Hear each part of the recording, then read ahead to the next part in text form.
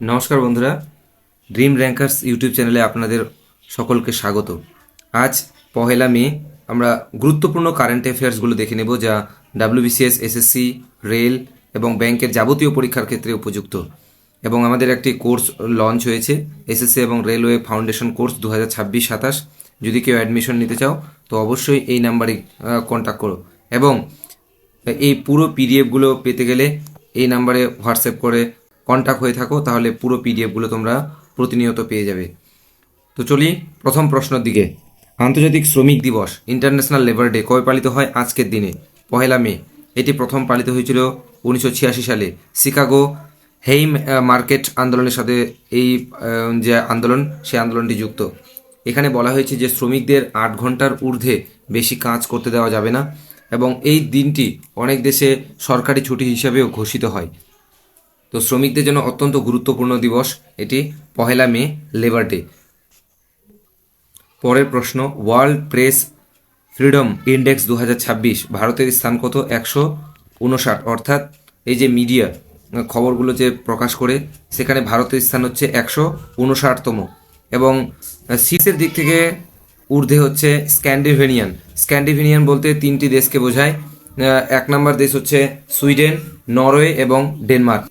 এই 3টি দেশের সমন্বয়ে স্ক্যান্ডিনেভিয়ান দেশ টপ র্যাঙ্ক করছে, সেটা হচ্ছে প্রেসের দিক থেকে। এবং ইন্ডিয়া হচ্ছে মিডিল লোয়ার র্যাঙ্কে আছে। আর ভারতের সংবিধানের 3য় নম্বর পিলার হচ্ছে আমাদের মিডিয়া, প্রেস মিডিয়া। তো নেক্সট আমরা কোশ্চেনের দিকে চলে যাই। নেক্সট প্রশ্ন, সায়েন্স অ্যান্ড টেকের দিক থেকে অত্যন্ত গুরুত্বপূর্ণ একটা প্রশ্ন। এআই অর্থাৎ আর্টিফিশিয়াল ইন্টেলিজেন্স সেফটি সামিট 2026 কোথায় অনুষ্ঠিত হয়েছে? ইউকে, ইউনাইটেড কিংডমে। এটি অর্থাৎ নতুন নতুন প্রযুক্তিকে উন্নত করা এবং ইথিক্যাল এআই ফোকাসকে আরও উপযুক্ত করা এবং উন্নত করার দিকে এই এই যে এআই সেফটি সামিট বৈঠক, সেই বৈঠকে আলোচিত এই এআই সেফটি সামিট 2026 ইউকেতে যে অনুষ্ঠিত হয়েছে, সেখানে পুরো বিষয়কে নিয়ে, এআই এর পুরো বিষয়কে নিয়ে আরও ডেভেলপমেন্ট করার জন্য, দেশকে আরও উন্নত করার জন্য এই সামিটটি অনুষ্ঠিত হয়েছে। 4 নম্বর প্রশ্ন, গ্লোবাল স্টার্টআপ ইকোসিস্টেম রিপোর্ট 2026-এ কোন শহর প্রথম হয়েছে? San Francisco. এই সান ফ্রান্সিসকোর ক্ষেত্রে আমরা এখানে গ্লোবাল স্টার্টআপ ইকোসিস্টেম বিষয়টা কি? Silicon valley hub San Francisco উদ্বোধন করলো এই নতুন একটা প্রজেক্ট। এখানে ইনোভেশন সেন্টার, নতুন আইডিয়া এবং স্টার্টআপের জন্মস্থল এই শহরকে বলা হয় সান ফ্রান্সিসকোকে। ভেঞ্চার ক্যাপিটাল, বেশি নিয়োগের প্রস্তাবনা, আবার নতুন নতুন বিষয়ে ইনভেনশন করার এখানে বিষয় চলছে। ইন্ডিয়া শহরেও লিস্টে বেঙ্গালুরু, দিল্লি এই লিস্টে রয়েছে। অর্থাৎ গ্লোবাল স্টার্টআপ ইকোসিস্টেম রিপোর্ট 2026 অনুযায়ী যে আমাদের ভারতের বেঙ্গালুরু এবং দিল্লিকেও স্থান দেওয়া হয়েছে। 5 নম্বর প্রশ্ন, ভ্রমণকারীদের জন্য জাপান একটা নতুন ভিসা আবিষ্কার করলো, যেটার নাম হচ্ছে ডিজিটাল নর্মড ভিসা, যেটা দেওয়া হয় শুধুমাত্র কি ক্ষেত্রে? পর্যটন এবং অর্থনীতিকে নতুন গতিতে উন্নত করার জন্য এই নতুন ভিসা প্রয়োগ করা হয়, যেটা ভিসা চালু করলেন কে? জাপান। নাম কি? Digital নর্মড visa. 6 নম্বর প্রশ্ন, আর্থ অবজারভেশন স্যাটেলাইট EOS-09 কে লঞ্চ করেছে? ইসরো। অত্যন্ত গুরুত্বপূর্ণ একটা কোশ্চিন আমাদের জিএস এর থেকে। এর কাজ কি? কৃষি পর্যবেক্ষণ এবং ফসলের তথ্য সংগ্রহ করা, দুর্যোগ ব্যবস্থাপনা এবং পরিবেশ সম্পর্কে পর্যবেক্ষণ করা, আবহাওয়া পর্যবেক্ষণ ও জলবায়ু নিয়ন্ত্রণ করা, এবং ভারতের রিমোট সেন্সিং ক্ষমতার উপর আরও শক্তিশালী প্রয়োগ করার জন্য এই ইসরো নতুন প্রজেক্ট চালু করেছে, যার নাম হচ্ছে EOS-09। 7 নম্বর প্রশ্ন, IMF অর্থাৎ ওয়ার্ল্ড ইকোনমিক আউটলুক 2026 কে প্রকাশ করেছে? IMF এর কাজ কি? IMF এর পুরো নাম ইন্টারন্যাশনাল মনিটারি ফান্ড। এটি কি করে? প্রতি বছর ওয়ার্ল্ড ইকোনমিক আউটলুককে প্রকাশ করে, যেখানে মুদ্রাস্ফীতি, বেকারত্ব এই বিষয়গুলোকে তুলে ধরার জন্য IMF গঠিত হয়। আর ভারতবর্ষের বেকারত্ব সত্যি বলার অপেক্ষায় নয়, শিক্ষিত বেকারত্ব আরও বেশি। যাই হোক, দেশভিত্তিক অর্থনৈতিক বিশ্লেষণ এবং ঝুঁকি মূল্যায়ন করা হচ্ছে IMF এর কাজ। নীতি নির্ধারণ এবং সরকারকে অর্থনৈতিক নীতি প্রয়োগ করার জন্য IMF কাজ করে। 2026 রিপোর্ট অনুযায়ী বৈশ্বিক প্রবৃদ্ধি নিয়ে গুরুত্বপূর্ণ আলোচনা হয়েছে।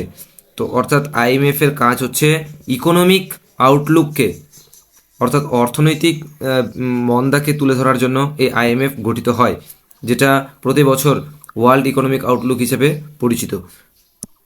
আরেকটি ইকোনমিক্স থেকে প্রশ্ন, 8 নম্বর প্রশ্ন, ওয়ার্ল্ড ইকোনমিক ফোরাম, বিশ্ব অর্থনৈতিক ফোরাম বার্ষিক সভা কোথায় অনুষ্ঠিত হচ্ছে? ডোভাস। ডোভাসটা কোথায়? সুইজারল্যান্ডে। ডোভাস, WEF, ওয়ার্ল্ড ইকোনমিক ফোরাম। এই সভায় বিশ্ব নেতারা, বিশ্ব ব্যবসায়ী এবং অর্থনীতিরা এই ফোরামে অংশগ্রহণ করবে। এখানে জলবায়ু পরিবর্তন থেকে শুরু করে অর্থনৈতিক মন্দা সমস্ত কিছু আলোচনা হবে। 2026 সালে দেভাসে এই অনুষ্ঠান, এই যে মিটিং সেটা অনুষ্ঠিত হচ্ছে, সেটা সুইজারল্যান্ডের ডেভাস শহরে। অত্যন্ত ভালো একটা প্রশ্ন এবং আমাদের ক্ষেত্রে একটা জানার বিষয় যে আমরা সুস্থ থাকার জন্য কি কি আমাদের প্রজেক্ট সরকার নিচ্ছে। গ্রিন হাইড্রোজেন মিশন দ্রুত বাস্তবায়নের শীর্ষে কে? 1 নম্বর শীর্ষে হচ্ছে ইন্ডিয়া। দেখতে পাচ্ছেন গ্রিন হাইড্রোজেন অর্থাৎ সবুজ যে হাইড্রোজেন, সে হাইড্রোজেন আমরা এখানে দেখতে পাচ্ছি ছবির মধ্যে। এখানে ক্লিন এনার্জি ফোকাস অর্থাৎ পরিষ্কার ও দূষণমুক্ত শক্তিকে প্রয়োগ করার জন্য ইন্ডিয়া গ্রিন হাইড্রোজেন মিশন দ্রুত বাস্তবায়ন করছে। এটা সত্যি একটা গর্বের বিষয়। নেট জিরো লক্ষ্য পৌঁছানোর জন্য হাইড্রোজেন গুরুত্বপূর্ণ অবশ্যই। গ্রিন হাইড্রোজেন উৎপাদন, সংরক্ষণ এবং ব্যবহার বাড়ানো হচ্ছে। নবায়নযোগ্য শক্তি ব্যবহার করে হাইড্রোজেন তৈরি ভবিষ্যতের জ্বালানি হিসেবে ব্যবহার করা হচ্ছে। নবায়নযোগ্য শক্তি বলতে আমাদের সৌরশক্তি, বায়ুশক্তি, জোয়ার ভাটার শক্তি, এইগুলোকে কাজে লাগিয়ে গ্রিন হাইড্রোজেন মিশনকে তৈরি করা হচ্ছে ভারতে। আমাদের আজকে শেষতম প্রশ্ন, 10 number question, global tourism index 2026-এ কোন দেশ শীর্ষে? সেটা হচ্ছে ফ্রান্স। গ্লোবাল ট্যুরিজম ইন্ডেক্স অর্থাৎ ভ্রমণের দিক থেকে সবথেকে বিখ্যাত কে? ফ্রান্স। এখানে পর্যটক অবকাঠামো বা ট্যুরিজম ইনফ্রাস্ট্রাকচার অত্যন্ত উন্নত এবং সাংস্কৃতিক ঐতিহ্য এবং সাংস্কৃতিক স্থান এখানে রয়েছে। অর্থনীতিতে বড় অবদান এই জায়গায়। ইউরোপীয় দেশগুলির মধ্যে ফ্রান্স সবার শীর্ষে। তাহলে গ্লোবাল ট্যুরিজম ইন্ডেক্স 2026 কোন দেশ? সেটা হচ্ছে ফ্রান্স। তো বন্ধুরা, এই ছিল আমাদের আজকের 10টি কারেন্ট অ্যাফেয়ার্স। দেখা হচ্ছে অন্য কোনো ভিডিওতে। ভালো থাকুন, পড়াশোনার মধ্যে থাকুন। Best of luck.